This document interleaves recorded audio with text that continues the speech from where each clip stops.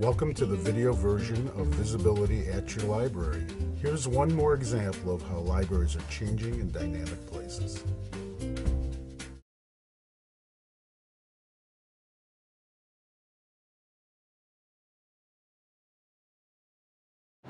I used to give a talk called Orphaned at Birth and Raised by Kindly Librarians. And that was meant to be a joke, but the older I got, the more I realized there was some truth to it. My parents did rely on the libraries, the public libraries of Albany, New York, as being not just the babysitters, but sort of the setters of morality and the aesthetic guideposts for the rest of their child rearing needs. Because my parents were very strict, going to the library was the only liberty that they felt they could actually indulge in. So I found in the books, especially in the children's room, all the incentive to explore my imagination that I then used for the rest of my life.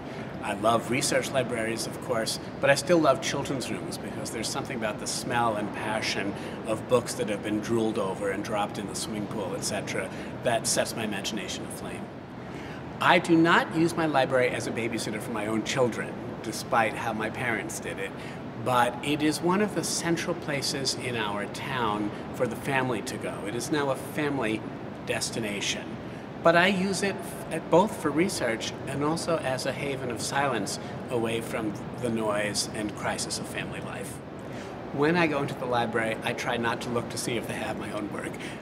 They usually do, I have to say, but I close my eyes and count to 10 if I have to walk past the M's in the fiction. I had a tender spot for the children's librarians in the Pine Hills Public Library in Albany, New York. I didn't know how they could make ends meet on the nickels and dimes that we gave them for our overdue books, and I used sometimes actually to leave a little extra change on their desks because I thought if they're not well paid enough, they won't be here to keep the library open for me. So I'm sure they didn't know why they were finding little piles of change on the desk every week or two. You still do that? I do.